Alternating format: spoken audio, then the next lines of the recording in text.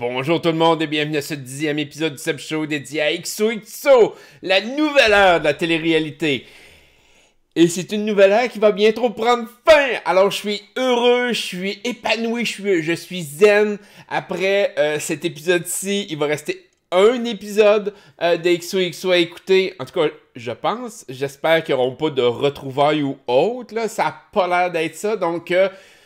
merci mon Dieu, on a passé au travers ensemble et ça a été fantastique de souffrir tous ensemble et de pouvoir en discuter et de jeter notre frustration sur cette création maléfique, je dirais. Avant de commencer la vidéo, si vous voulez vous abonner à la chaîne, activer les notifications, m'ajouter sur Facebook, sur Twitch ou laisser vos commentaires, tout se trouve en dessous de la vidéo. Aussi, n'oubliez pas d'essayer de toujours laisser vos commentaires sur les vidéos les plus récents.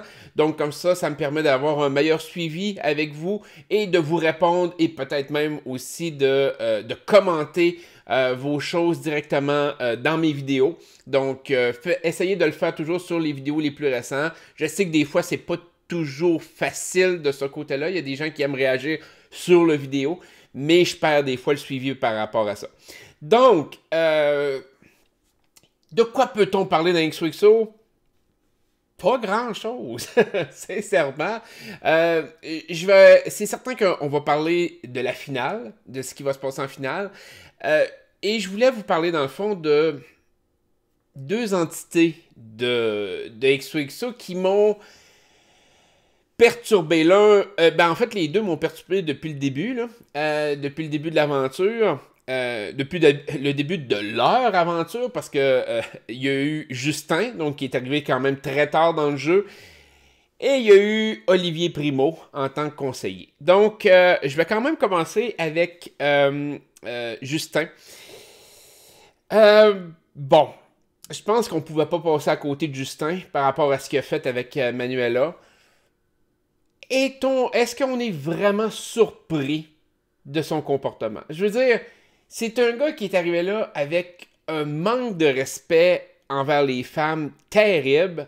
Sa façon d'aborder Amélie était assez cavalière. Ça avait été juste ça, on aurait pu dire, bon, ben peut-être que vraiment il trippe Amélie et qu'il n'a pas pu se contenir. Et après ça, son comportement face à Noémie et Manuela, face à son comportement en général, c'est un gars qui est comme... il voit les femmes comme des objets. La façon qu'il traite les femmes, la façon qu'il a... Puis, il a tout de suite son côté sweet, on pourrait dire. Ça va l'air plus stagé que d'autres choses, mais par rapport à sa mère et autres, peut-être que c'est vrai. Peut-être que ça l'est. Mais ses actions ne fitent pas avec ses paroles.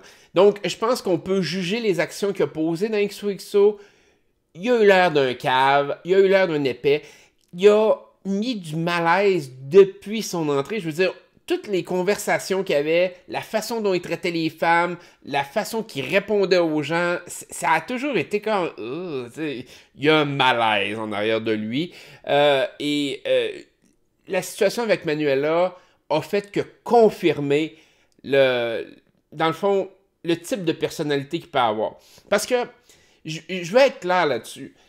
Je crois que un individu peut dire une niaiserie déplacée à l'occasion, ça peut arriver, c'est des erreurs qui arrivent, ça m'est déjà arrivé, je suis pas mal sûr que la majorité d'entre vous, c'est déjà arrivé, vous avez posé des commentaires, soit entre filles, soit entre gars, que vous pouvez juger de dire « ouais, peut-être que j'ai pas été la personne la plus brillante sur Terre en disant ce genre d'affaires-là ».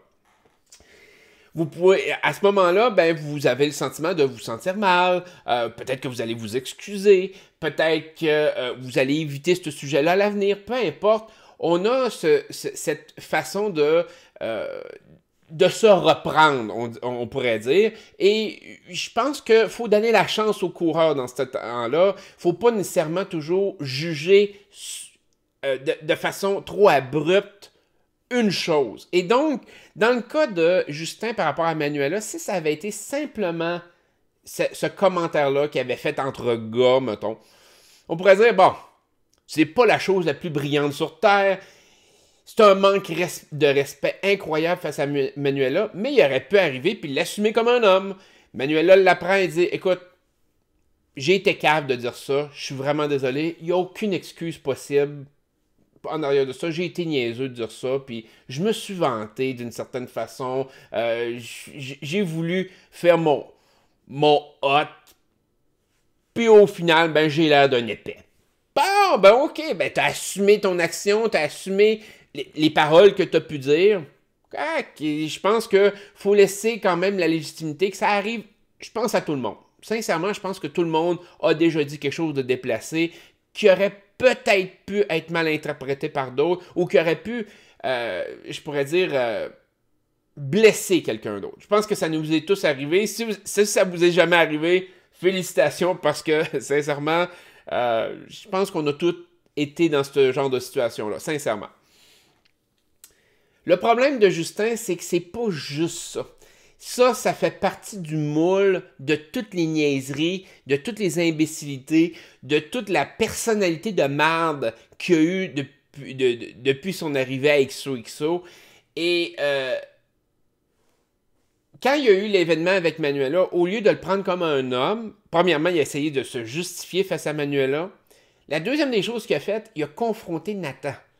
Et sa confrontation avec Nathan démontre fort bien que le gars est en tabarnak, que l'autre se soit ouvert la gueule, parce que dans le fond, il voulait pas que Manuela le sache. C'est un peu ça, là. Je veux dire, c'est le côté que il s'est senti trahi, puis tout, mais tu te sens trahi pourquoi? Tu peux arriver et assumer simplement le fait de dire, bon, ben écoute, je l'ai dit, j'ai l'air d'un épais, that's it, t'as pas besoin d'aller confronter Nathan. Le fait qu'il aille confronter Nathan et qu'il rabaisse Nathan, c'est parce que ça l'a fait chier. C'est parce que c'était pas prévu dans son plan à lui. Puis ça l'a frustré d'être découvert. Et l'image, pour moi, qui reflète très bien ça, c'est quand Justin dit à Nathan... écoute, moi aussi, je pourrais aller dire aux filles c'est quoi les conversations qu'on peut avoir, puis c'est quoi que t'as pu dire. Puis Nathan le regarde, c'est comme, vas-y parce que j'ai rien à me reprocher. Et Justin n'a aucun argument contre Nathan. Il n'y a absolument rien. Il dit pas, ben, voyons, cette fois-là, t'as dit que Cindy Anne, ou que ci, ou que ça. Non, non. Justin reste là, complètement froid, puis il fait comme, ouais, ben, dans le fond, c'est vrai que Nathan, il n'y a rien à se reprocher. Et Nathan a rien dit. C'est un peu la réaction que Justin a à ce moment-là. Puis c'est Justin qui a l'air de l'épais encore une fois dans cette situation-là. Il a eu l'air de l'épais et du gars, tu sais, du gars malaisant. Depuis le début de son aventure de XOXO, c'était malaisant de le voir à la TV. Et je pense que ça conclut, ça termine la boucle de son histoire de... le gars, c'est ce genre d'individu-là. C'est ce genre de gars, je pourrais dire, peut-être narcissique, chauviniste, qui considère les femmes comme des objets qu'il utilise à ses fins à lui. Et je veux dire, il faut pas non plus... Je veux quand même exprimer le fait qu'il y a plusieurs joueurs comme ça qui le font autant XOXO, autant OD. Parce que souvent, il y a des gens qui me disent « Ouais, mais les gens sont aussi pires. » Oui, mais il y en a qui le font avec plus de subtilité et un peu plus de façon humble, de façon un peu plus posée et réfléchie. On le voit qu'ils sont comme ça, mais ils n'iront pas dans le côté crasse de la chose. Justin, il est allé dans le côté crasse de la chose. Et les deux ne se défendent pas. En mon sens, oui, on peut critiquer. Sauf que quand c'est rendu à l'extrême de où Justin est rendu, je pense que ça mérite d'être jugé plus sévèrement. Sincèrement, peut-être qu'il y a des gens que oui, c'est plus manipulateur, c'est plus stratégique, il y a peut-être plus de mensonges autour. Sans doute. Puis on pourrait les analyser aussi. Mais Justin, c'est tellement transparent, c'est tellement visible que je pense que c'est plaisant de voir son élimination comme ça, de se faire, excusez l'expression, mais humilier devant le Québec, là. Parce que pour moi, c'est une humiliation. Ce gars-là, là, c'est humilié intellectuellement, humilié moralement. J'espère qu'il va retourner chez eux, qu'il va prendre son trou et qu'il va se remettre en question parce qu'il y en a de besoin. Sincèrement, il y aurait besoin de ça. Donc, je suis content de le voir partir. Sincèrement, je suis tellement heureux de l'avoir vu. Puis, dans cette situation-là, Manuela a pris la meilleure décision possible. Justin et Manuela partaient déjà avec des milles de désavantages par rapport à la finale. Je veux dire, Justin est arrivé bien trop tard dans l'aventure, de 1. Manuela n'était pas non plus une grande favorite du public. Elle n'avait peut-être pas cette vision-là de son jeu à elle, mais je veux dire, son couple était relativement faible. Là. Elle devait le savoir. Elle voulait se risquer quand même, c'est correct, il n'y a pas de problème, tu t'en vas en finale, tu perds, c'est correct. Mais dans la situation où Justin a été aussi sale à son endroit, je pense que Manuela était assez intelligente dans sa tête pour se dire, écoute, j'ai plus aucune chance de gagner. Plus aucune. Je veux-tu vraiment me faire humilier en finale devant le Québec? Je pense pas. Donc, elle, de sa position, c'est comme, de toute façon, je gagnerai pas. Ça me donne rien. J'ai vécu toute l'aventure, elle a vécu tous les voyages, toutes les activités, elle a tout fait. Il n'y avait plus rien qui s'en venait. Il n'y avait plus aucun bonbon pour la retenir là. Fait que de dire, écoute, je gagnerai pas de toute façon, je m'en vais. Puis évidemment, elle, son speech, c'est je pars la tête haute, je me ferai pas traiter de même. Mais ultimement, je ne pense pas qu'elle avait pas en tête le fait que de toute façon, elle ne gagnait pas. Je suis pas mal sûr qu'elle l'avait en tête et qu'elle se disait, ben écoute, je vais essayer de tirer le meilleur parti de la situation. J'ai eu cette conversation-là durant mon vidéo avec Occupation Double par rapport à Olivier Pézy, mais je pense que Manuela a pris la bonne décision de dire, je quitte et je garde mon honneur parce que de toute façon, ses choix étaient pratiquement nuls rendus là. Fait que Manuela a sorti la tête haute, tant mieux. C'était pas une joueuse qui m'intéressait tant que ça, que je trouvais intéressante à la télé. Sincèrement, au contraire, même, c'était une joueuse que j'appréciais pas particulièrement. Mais sa sortie est honorable. Donc, puis Justin a, en mon sens, eu ce qu'il méritait, c'est-à-dire se faire humilier durant toute une émission de temps, où ce qu'il a fait son petit bébé gâté, son enfant qui restait dans son coin, qui voulait pas se mélanger, qui refoulait en dedans, ou je sais pas trop c'est quoi qui passait par la tête, il était juste en crise, en mon sens, là. Fait que de le voir agir comme quelqu'un de super immature, qui a pas été capable de... qui est allé confronter Nathan pour aucune bonne raison, qui a eu l'air d'un épais par rapport à Manuela, qui a eu l'air d'un épais depuis son entrée dans XOXO. Le fait de se faire flusher de même, que dans le fond, au final, c'est la fille qui a eu le dernier mot sur son destin dans le jeu. Manuela, en décidant de partir, l'éliminait de facto.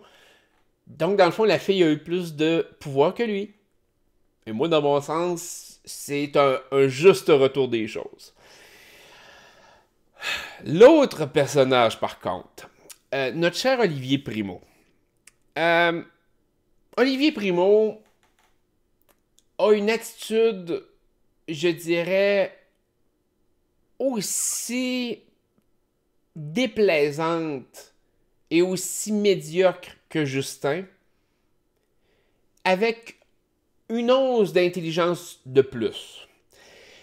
Je ne comprends... Ben, en fait, oui, je comprends parce que je vais vous en parler, mais depuis le début de la saison, on a vu Olivier Primo s'acharner. Et quand je parle d'acharner, c'est vraiment s'acharner sur le cas d'Elisabetta.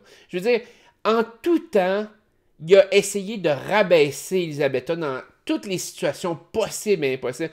Elisabetta, au début, n'a pas été contre Olivier Primo. Là. Quand on se rappelle du début, Elisabetta a fait des grosses activités, organisé des grosses activités, mais pas pour humilier les autres. Elle n'a pas voulu humilier Carrie, elle n'a pas voulu humilier Olivier Primo.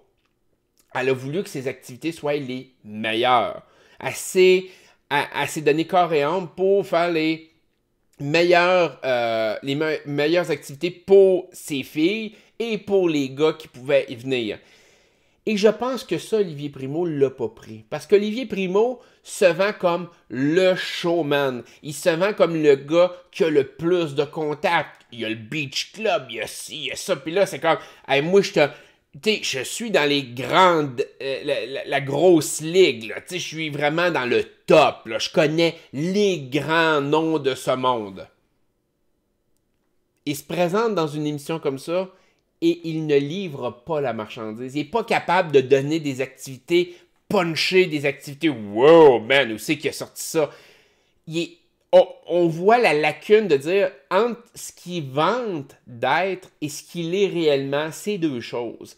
Et je pense que le fait de voir une personne comme Elisabetta, qui est quand même une personne qui n'est pas si influente que ça, je veux dire, elle a de l'influence, je veux dire, elle a du potentiel, ses œuvres et tout, j'enlève absolument rien. Mais tu sais, entre ce que Elisabetta est censée être versus ce que Olivier Primo se vend d'être, Olivier Primo est censé dominer complètement Elisabetta, et c'est pas ça du tout qu'on a vu durant XOXO, on a vu Elisabetta qui l'a écrasé, et Elisabetta ne l'a même pas fait pour le faire chier.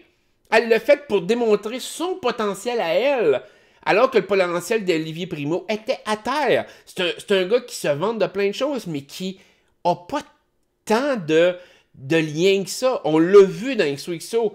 Il n'a pas été capable de livrer quelque chose qu'on a fait comme « Wow, man, le gars, il est vraiment bien plugué. » là.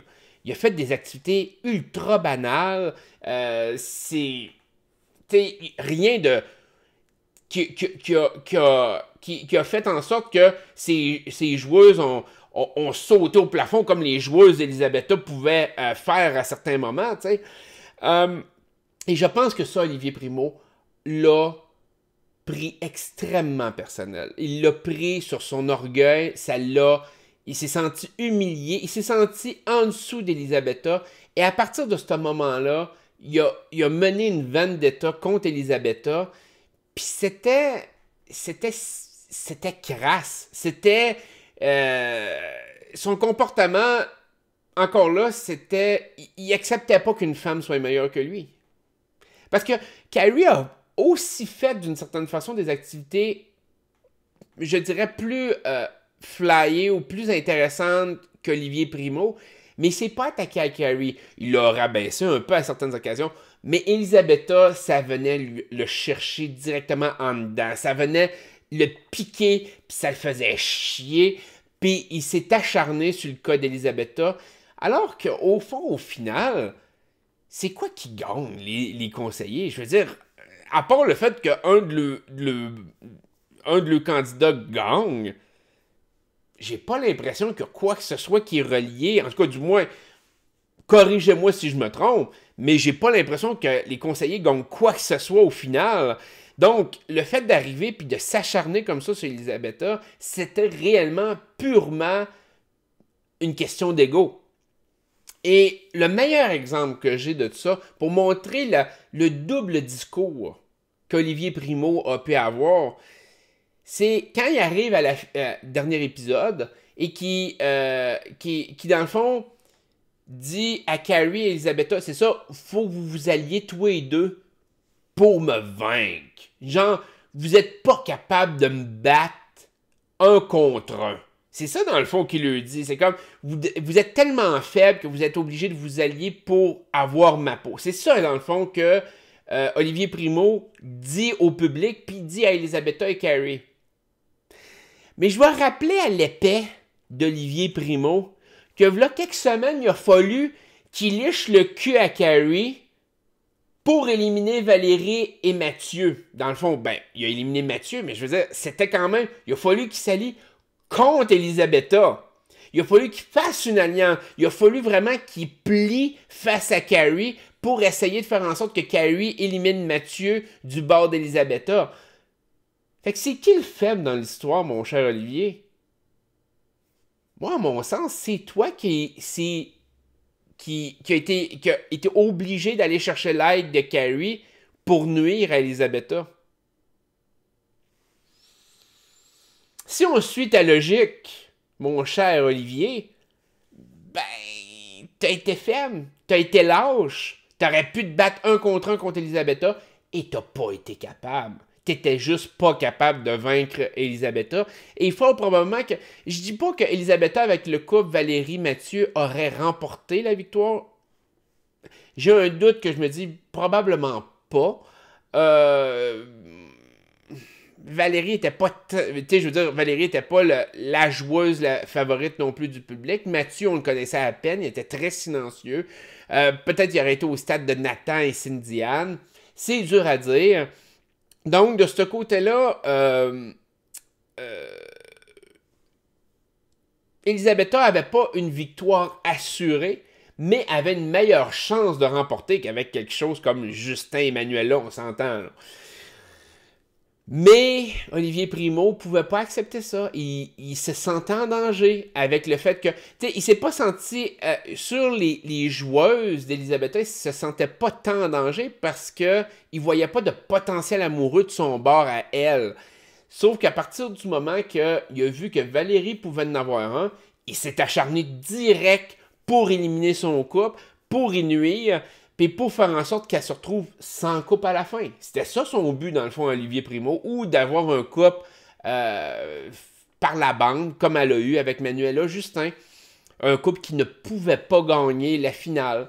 Fait qu'Olivier Primo a fait exactement ce qu'il reproche aux deux autres, qu'il reprochait aux deux autres dans le dernier épisode. Fait que c'est un peu hypocrite de sa part. C'est un peu faible. Hein? Mais comme je dis, son sentiment a toujours été tout le long de la saison de s'acharner sur Elisabetta, de rire d'elle. Je pense que Olivier Primo aurait pu sortir la tête haute de cette confrontation-là. Avec tout ce qui arrivait avec Elisabetta, il aurait pu arriver puis juste dire à la caméra, écoute, Elisabetta, c'est vrai que j'ai pas toujours agi correctement face à toi, mais c'est parce que je considérais que tu étais mon adversaire la plus coriace, tu as été la meilleure, tu as été super intelligente et tes activités étaient tellement exceptionnelles. J'ai essayé de te nuire tout le long de l'aventure, je t'ai finalement battu, mais sache que pour moi, tu as été la meilleure conseillère. Parfait, il n'y a pas de trouble. Il a joué sale, mais au final, c'est comme, écoute, tu as été la meilleure joueuse, tu as été la meilleure conseillère, t'as perdu, mais t'as pas perdu parce que tu n'étais pas bonne, mais parce que les événements ont fait que, et j'ai profité de ces événements-là pour t'éliminer. Ça aurait démontré qu'il y avait du respect pour elle, ça aurait démontré un côté, justement, que c'était pas une question de lui contre les femmes, c'était pas... Ça leur a été simplement le fait de dire j'ai joué pour gagner et t'étais dans mon chemin, mais je t'apprécie énormément et je t'aime beaucoup là-dedans. Malgré tout, en dehors du jeu. Mais non. Il a nuit à Elisabetta et dès que Elisabetta perd, il se fout de sa gueule. Elle a déjà perdu.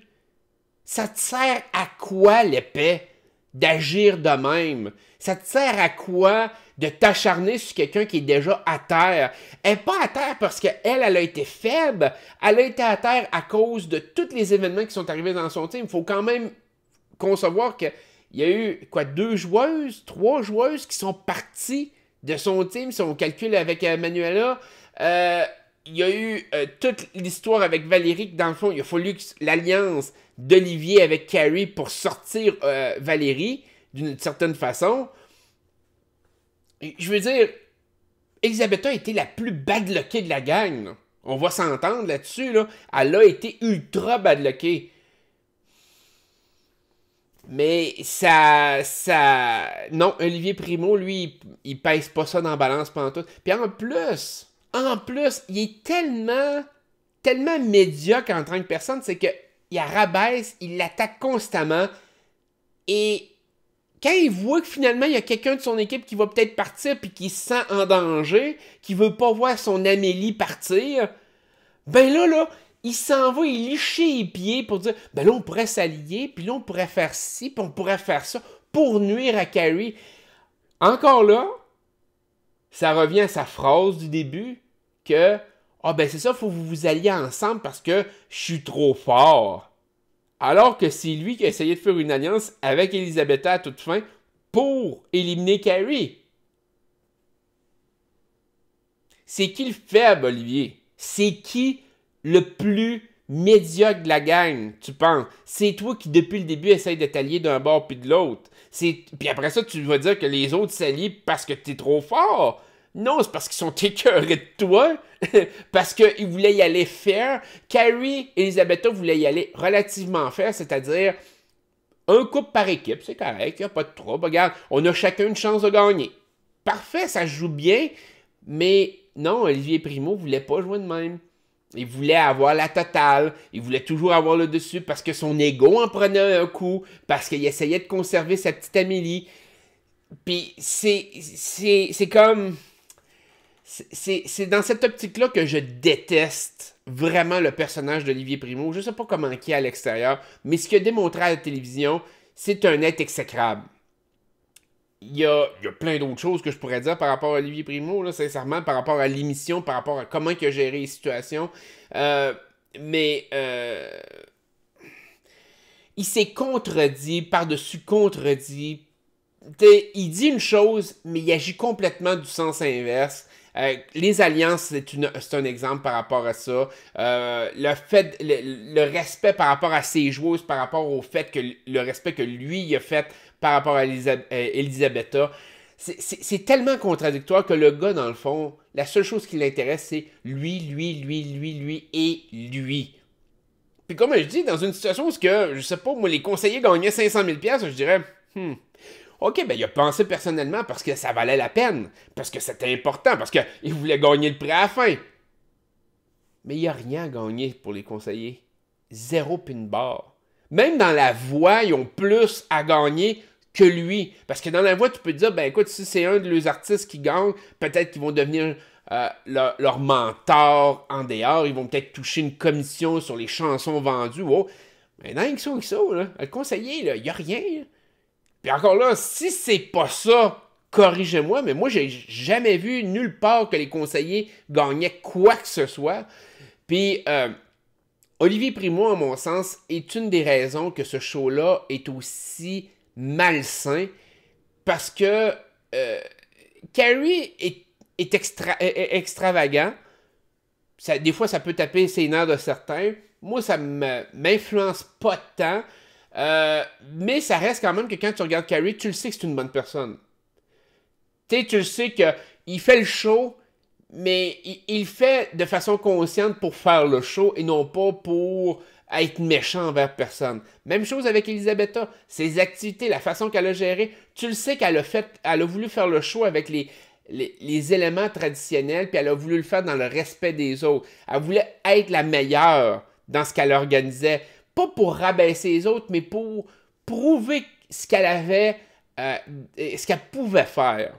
Olivier Primo, lui, ça a été complètement l'inverse. Lui, ça a été que du négatif et ça n'a été que de rabaisser les deux autres. Il a critiqué et rabaissé Carrie, il a critiqué et rabaissé Elisabetta. Puis encore là, comme je vous dis, si c'était dans une intention de dire, écoute, je veux les vaincre parce qu'il y a un prix à la fin pour moi, je pourrais dire, bon, ben, ça fait partie de la game, les deux autres auraient dû être un peu au courant de ça. Mais ils n'ont rien à gagner. Puis en plus, ultimement, c'est une histoire de coupe. C'est censé être des coupes à la fin qui gagnent. Le premier qui a forcé pour qu'un couple parte, ça a été Olivier Primo quand il a voulu éliminer Valérie et Mathieu. Puis je comprends, il y avait sa philosophie de dire, écoute, j'élimine parce que c'est un couple, puis ça pourrait me nuire. Ce couple-là pourrait me nuire pour gagner la finale. OK, ça peut jouer si c'est fait, en mon sens, dans les règles de l'art, de respect des autres. Puis, Olivier Primo n'a pas respecté personne là-dedans. Personne. Puis, on a vu aussi sa mauvaise vision du jeu. On se rappelle juste du moment où Jake s'est fait éliminer. Puis, tout de suite, Olivier Primo se dit non, Léane ne partira pas. Léane va rester. Léane, c'est certain qu'elle reste. On va garder une équipe devant. Léane a crissé son cas de suite. Le gars avait aucune idée de ce qui se passait puis de comment émotionnellement les joueurs pouvaient se sentir. Le gars, il est pas là. Il est pas là pantoute. Il est pas capable de bien jauger les situations. Il est pas capable de bien jauger sa façon d'être puis sa façon je pourrais dire, de gérer ses émotions et ses interactions avec les autres. Fait que bref, Olivier Primo, c'est mon gros down. Je pense que c'est dans la même trempe que Justin. C'est juste que Olivier Primo a un peu plus de maturité, je pourrais dire, sur certains aspects. C'est certain que quand on le voit sauter en l'air, puis se frapper à la poitrine comme un gorille, puis gueuler, parce qu'Elisabetta vient de se faire éliminer ou quelque chose, je trouve ça médiocre aussi, mais au-delà de ça, si c'était juste pour du show, comme je vous dis, mais non, juste la façon qu'il parle d'Elisabetta, puis la façon qu'il pine tout le temps, c'est vraiment parce qu'il était frustré, puis là, il est content de l'élimination d'Elisabetta, d'un sens. Et tout ça nous amène sur la finale. La finale, ben, c'est Manuel Selma Rose et évidemment Nathan Sindian. Si vous voulez que je sois franc avec vous, je préférerais que Nathan et Sindian gagnent. En tant que, si on compare les deux couples. Parce que Manuel et Selma Rose, je trouve que Manuel, oui, il a eu la sympathie par rapport à son père, ces choses-là, mais justement, les gens risquent de voter pour lui par pitié, non pas parce qu'ils ont été un bon couple. Les gens ont oublié facilement le fait que Manuel, dans le fond, il s'en est foutu de Selma Rose quand il était à Vegas. Ça a été comme, il a fait ses affaires, après ça, ses excuses, ses affaires. Il s'est pas tant excusé non plus à Selma Rose. Quand elle l'a confronté, c'est comme, tu peux-tu me sacrer patience parce que là, mon père vient de décéder. Ok, c'est un événement plate, je suis tout à fait d'accord, mais il n'y a jamais eu le rattrapage de sa situation. Dans le fond, c'est juste parce qu'il a vécu quelque chose de difficile qui a sauvé le cul, d'un sens. Fait que je n'aime pas Manuel dans cette situation-là. Nathan a été plus stratégique. Même Elisabetta le disait, il est stratégique, il essaye de créer de la merde, tout. Oui, mais il a joué le jeu. Il a joué le jeu. Il a essayé de créer des frictions, il a essayé de créer des situations qui l'avantageaient lui. Il est rendu en finale. Parfait. Le problème, c'est que Manuel, Selma Rose ont eu un exposure beaucoup plus grand que Nathan Sindian. Nathan Sindian ont été quand même relativement plates, qu'on le veuille ou non, ça a été ça. C'est pas contre d'autres, mais c'est de même. Donc, Manuel Selma Rose partent avec un avantage flagrant sur la finale. À mon sens, c'est eux autres qui gagnent. Si on y va selon les règles traditionnelles de dire les gens qui sont le plus appréciés du public, dans ce cas-ci, probablement plus Selma Rose, ceux qui ont été le plus vus vont gagner. Mais ça sera peut-être pas ça qui va arriver. Je m'explique. Vous avez Olivier Brimo, qu'on vient de jaser quand même intensément, qui a, comme je vous ai parlé, un très très gros ego. XOXO présentement fait des votes, je sais pas, j'ai pas remarqué si c'était un vote payant, un vote gratuit, j'ai pas remarqué cet aspect-là, je suis désolé, je l'ai même pas noté. Mais on s'entend-tu qu'à XOXO, là, à l'heure actuelle, il n'y a pas beaucoup de monde qui écoute cette émission-là. Très peu. C'est une télé-réalité qui est suivie, mais pas tant. Alors, le vote va être équivalent à cette réalité-là. C'est-à-dire que, globalement, ça risque d'être les proches des concurrents qui vont voter à la fin, plus certains fans. Mais c'est limité, là. On s'entend que si vous avez une télé-réalité comme Love Story ou Occupation Double, où quand ça faisait des 1,4 millions de téléspectateurs, un joueur pouvait atteindre, mettons, 50 000 votes, ben si vous mettez ça en rétrospective, un joueur à l'heure actuelle, dans la situation actuelle, va peut-être se calculer en milliers de votes, peut-être même, ouais, peut-être une couple de milliers de votes, je pourrais dire de 1000, 2000, 3000 votes. Globalement, peut-être un peu plus. Ça va peut-être atteindre beaucoup plus. Peut-être que les gens vont voter massivement, mais ça me surprendrait. Ce que je veux dire, c'est qu'en y allant avec la logique de dire que les couples à la fin, les deux couples de XOXO n'ont pas marqué l'histoire, que le show n'a pas marqué l'histoire, que les deux couples laissent quand même relativement indifférents, je vois pas vraiment où ce que le vote va être percutant, là, va être genre dominant, terrible. Moi, je connais pas personne. Même ceux qui écoutent XOXO, je connais pas personne qui vote pour la finale à l'heure actuelle. Moi, je voterai pas pour la finale. Fait que, dans ce contexte-là, est-ce que vous pensez vraiment qu'Olivier Primo ne pourrait pas utiliser cette occasion-là pour s'accorder la victoire? Il pourrait demander à toute sa gang du Beach Club et autres de faire de la promotion full pin pour son couple. Et même, ultimement, il pourrait simplement acheter la victoire en mettant, mettons, 5000$ sur son couple à lui, puis remporter. Parce que si on y va avec logique, Manuel, Selma Rose vont gagner la saison de XOXO. Puis si c'est ça qui arrive, ça veut dire que Olivier Primo a joué fair. En mon sens, ça va être ça. Olivier Primo va avoir joué fair sur sa finale. Ça va avoir été un individu exécrable pour tout le reste de la saison. Mais il va avoir laissé la finale se dérouler comme elle devrait être. C'est-à-dire que Manuel, Selma Rose ont une appréciation plus grande du public, donc nécessairement, fort probablement, ont un vote plus grand du public. Mais je pense que Olivier Primo va voir cette opportunité-là de se donner la victoire et de se vanter que c'est son couple qui a gagné. Puis c'est fort probablement pour ça qu'il voulait garder Amélie puis Maxime pour donner la victoire à Amélie d'un sens. J'ai ce feeling-là que le gars, c'est ce qu'il va faire. Il va s'accorder la victoire, il va se donner lui-même la victoire pour flatter son ego, pour se vanter, pour être capable de dire qu'il était le meilleur, qu'il aurait gagné peu importe le couple avec qui il aurait été, parce que les gens, dans le fond, votent pour lui et non pas pour le couple qu'il avait. Et je pense que Carrie est beaucoup trop gentil dans ce genre de situation-là. Carrie, ça ne soit pas le genre de choses que lui va faire. Puis la seule chose qui peut l'aider dans ce cas de figure-là, c'est probablement qu'Elisabetta va mettre son poids pour essayer de faire en sorte que Carrie gagne. Ça c'est ce que je pense qui peut arriver. Mais en mon sens, le vote ne sera pas assez important pour vraiment empêcher un des conseillers, ici Olivier Primo, de se donner la victoire et de l'acheter. Donc, quand on va arriver en finale, le soir de finale, remarquez un peu la réaction, la façon que ça se déroule.